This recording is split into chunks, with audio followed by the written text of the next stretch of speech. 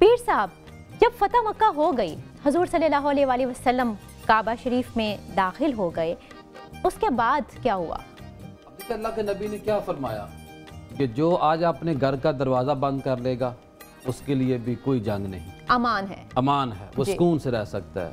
جو ابو سفیان کے گھر میں پناہ لے گا اس کے اوپر بھی کوئی ہم، یہ ابو سفیان رضی اللہ تعالیٰ عنہ کو اللہ کے نبی صلی اللہ علیہ وسلم نے عزت دی تھی، وہ سردار تھے، وہ ایک بڑا معاملہ تھا کہ دیکھیے مسجد حرام میں جس نے خانہ کعبہ میں اللہ کے نبی نے کہا جو خانہ کعبہ میں آ جائے گا اس کے لیے بھی امان ہے۔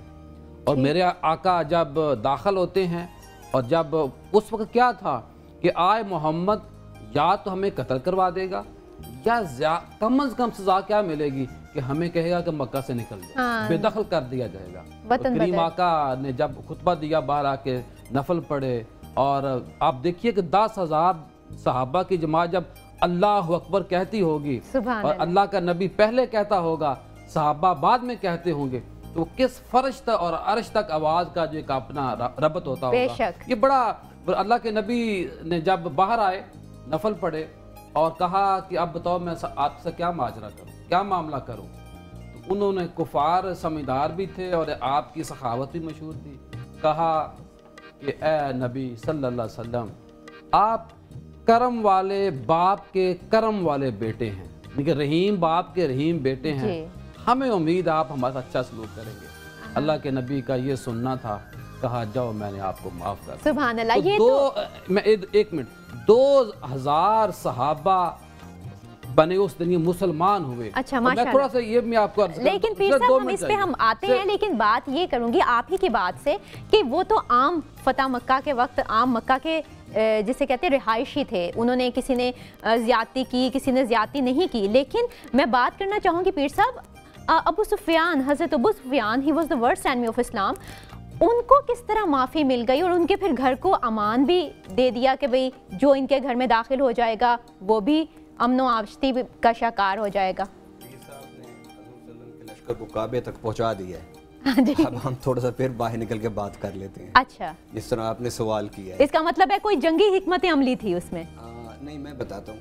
جب حضرت عباس رضی اللہ تعالیٰ عنہ کے حضور کے پاس انہیں لے گئے تھے اور حضور سے یہ مکالمہ ہوا، تو اس کے بعد حضرت عباس نے کہا کہ یا رسول اللہ صلی اللہ علیہ وسلم یہ سردار لوگ ہیں، ان کا سرداری مزاج ہے، ان کو کوئی تھوڑا سا سرداری اعزاز دے دیں۔ اچھا، نبی پاک صلی اللہ علیہ وسلم تو رحم دل تھے، بڑے عظیم دل کے مالک تھے، بڑے کھلے دل کے مالک تھے، بڑے پروقار دل کے مالک تھے۔ میرے آقا صلی اللہ علیہ وسلم نے اعلان فرما دیا کہ جو ہتھیار پھینک دے گا اس کو بھی معافی ہے، جو حرم میں داخل ہو جائے گا اسے بھی معافی ہے، جو ابو سفیان کے گھر داخل ہو جائے گا اسے بھی معافی ہے۔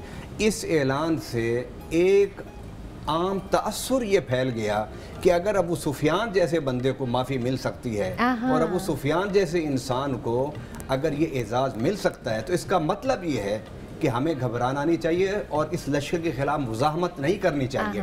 اب یہاں پر ایک بڑی ضروری بات ہے، وہ یہ ہے کہ حضور صلی اللہ علیہ وسلم جب کعبہ میں داخل ہوئے تو صحابہ نے طواف شروع کر دیا اور جہاں تک ہاتھ جاتے تھے وہ بت توڑنے شروع کر دیے۔ اچھا، بت توڑنے شروع کر دیے۔ اب فتح مکہ کا تعلق بھی کعبہ سے ہے اور کیونکہ 19، 20، 21 ان 3 ایام کا تعلق جو ہے وہ مولا علی جو مولود کعبہ ہیں۔ اب یہاں پر حضور صلی اللہ علیہ وسلم کی نظریں دیکھ رہی ہیں دائیں بائیں، تو صحابہ نا اپنے سینے پر ہاتھ کھڑا رکھ کے ایسے سامنے ہوتے، لیکن حضور صلی اللہ علیہ وسلم پھر بھی تلاش کر رہے تھے۔ پھر میرے آقا نے فرمایا علی کدھر ہے؟ تو مولا علی کو بلایا گیا۔ مولا علی کو بلا کے میرے آقا نے فرمایا تو میرے کندھے پر سوار ہو جا اور اوپر ہاتھ کر کے جو بت ان کو توڑ۔ تو حضرت علی نے عرض کیا رسول اللہ آپ میرے کندھے پر بیٹھی ہے۔ میرے آقا نے فرمایا نہیں علی تو آج میرے کندھے پر بیٹھے گا، مدینہ میں اگر میرے کندھے پر بیٹھا تو تیرا بیٹا حسن اور حسین بیٹھا کرتے تھے، آج مکہ کی فتح کے دن اگر میرے کندھے پر بیٹھے گا تو حسن حسین کا ابا سبحان اللہ۔ حضرت علی رضی اللہ عنہ کا کیا مقام، کیا مرتبہ تھا، یعنی فتح مکہ کے موقع پر اگر کسی کو کندھے پر اٹھا کے اس کے قد کو بڑا کیا تو مولا علی کا قد تھا۔ اور حضور صلی اللہ علیہ وسلم نے جب علی کو بٹھایا تو انہوں نے بت سارے توڑ دیے۔ علی کہتے ہیں میں بت توڑتا تھا، حضور پڑھتے تھے جا الحق وضحق الباطل۔ حضور صلی اللہ علیہ وسلم آیا علی نیچے آ جاؤ۔ جب علی نیچے آنے لگے تو کہیں گے حضور ایک بات میں سب کو کہنا چاہتا ہوں۔ فرمایا بتاؤ کیا کہنا چاہتے ہو؟ کیونکہ یا رسول اللہ آپ نے تو مجھے چڑھایا تھا کہ میں بت توڑوں، اللہ کی عزت کی قسم، اس کعبہ کی قسم کہ میرا اگر آپ اجازت دیں تو میرا ہاتھ رب کے عرش کے پائے تک پہنچ جاتا ہے. اتنی یہ اب اس میں مولا علی کی بھی عزت بھی ہے اور حضور صلی اللہ علیہ وسلم کی اس عظمت کو بیان کیا گیا اور یہ روحانیت بھی ہے. اچھا اب اس کعبہ کے ساتھ ایک اور بڑی عظمت فضیلت ہے. حضرت بلال رضی اللہ تعالیٰ عنہ، حضرت بلال سجدے میں تھے، رو رہے تھے، حضور دیکھ رہے تھے. سارے سردار کی خواہش تھی کہ آج اذان فتح ہم دے. حضور صلی اللہ علیہ وسلم میرا بلال کدھر ہے. دنیا تو آج بات کرتی ہے نا کہ غلاموں کی عزت ہو، اور امریکہ میں آج بھی گورے اور کالے کا لڑائی ہے. بالکل ایسا ہی ہے. آج بھی جب وہ لڑائی ہوتی ہے تو ہزاروں وہاں قتل ہو جاتے ہیں اسی لڑائیوں پر کہ وہ جو گورے ہیں وہ کالوں کو آزاد ہونے کے باوجود میں اپنے برابر کا شہری تسلیم کرنے کے تیار نہیں. میرے آقا نے فرمایا جاؤ بلال کو بلا کے لاؤ. جب بلال آئے تو ان کی آنکھوں میں آنسو تھے. فرمایا بلال تیرے آنسو قبول ہو گئے. حضور دل کے بات جانتے تھے. فرمایا جا بلال تو کعبے کی چھت پر کھڑا ہو جا. چھت پر کھڑے ہو کہ آج اذان فتح تو دے تاکہ پتہ چل جائے کہ دنیا میں سب سے پہلے اگر کسی دھرم نظریے نے اگر عزت دیا غلاموں کو تو محمد عربی صلی اللہ علیہ وسلم نے دی ہے. تو بلال جب اذان دینے لگے، شروع کی اذان، ابھی شروع نہیں کی، اذان دینے لگے تو عرض کرنے گیا رسول اللہ میں نے مدینہ میں اذان دی تو منہ کعبے کی طرف کیا، تو اب تو میں کعبے کی چھت پر ہوں تو منہ کدھر کروں؟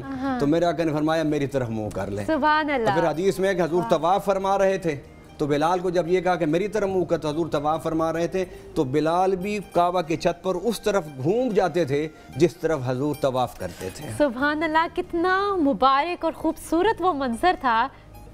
ڈاکٹر صاحب کیا کہیں گے اس بارے میں؟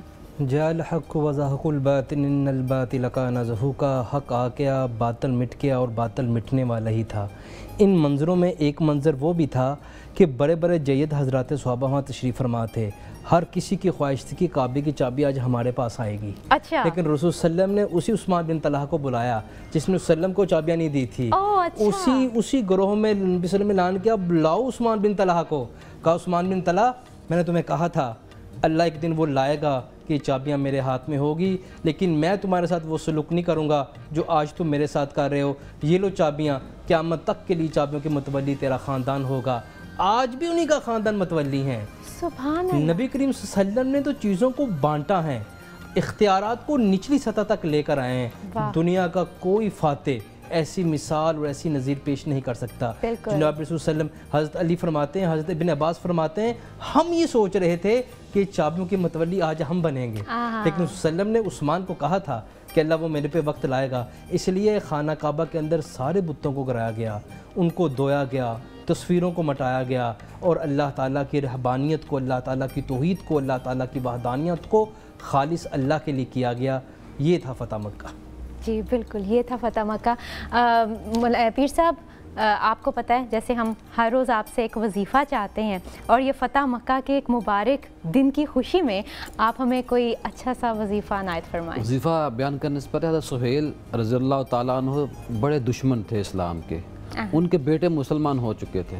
وہ فتح مکہ معافی کے باوجود انہوں نے اپنے آپ کو گھر کے اندر بند کر لیا. اس دشمنی اتنی تھی، اسلام کی اتنی مخالفت اس نے کی تھی، تو انہوں نے اپنے بیٹے کے ذریعے پیغام بھیجا کہ میں باہر اس لیے نہیں نکل رہا، مجھے قتل کروا دیا جائے گا. بیٹے نے عرض کی یا رسول اللہ صلی اللہ علیہ وسلم میرا جو باپ ہے وہ کمرے کے اندر بند ہے، اس کے لیے کیا حکم ہے؟ کہا جاؤ اسے بھی معاف کیا. سبحان اللہ. تو یہ ہے فتح مکہ. آج کا جو وظیفہ ہے یا حل المشکلات، یا حل المشکلات پکارنے کی صفت ہے، پکارنا ہے. اور صوفیہ نے ہمیشہ اللہ سے لوگوں کو جوڑا ہے. صوفیہ کہتے ہیں کہ جو بندہ 313 بار روزانہ یا حل المشکلات، یہ اللہ سے اللہ تو مشکلات حل کرنے والا ہے، جو بندہ 313 بار ڈیلی یہ الفاظ پڑھ لے گا، ہر طرح کی لڑائی جھگڑے پریشانیاں عدورت جتنے بھی معاملات ہوتے ہیں گھروں میں ہوتے ہیں دفاتر میں ہوتے ہیں، یعنی آپ کے ارد گرد اگر جتنی بھی نیگیٹیوٹی ہے وہ سب ختم ہو جائے. یا حل المشکلات، یہ ایک راز ہے اپنی مشکلات کو حل کرنے کا اور اپنی مشکلات کو اللہ کی بارگاہ میں پیش کرنے کا. نماز کے بعد یا دن میں کسی بھی وقت کیا جا سکتا ہے؟ نماز کے بعد تو پڑھنے کی فضیلت جو ہے نا 1000 گنا بڑھ جاتی ہے. ٹھیک ہے، بہت شکریہ پیر صاحب.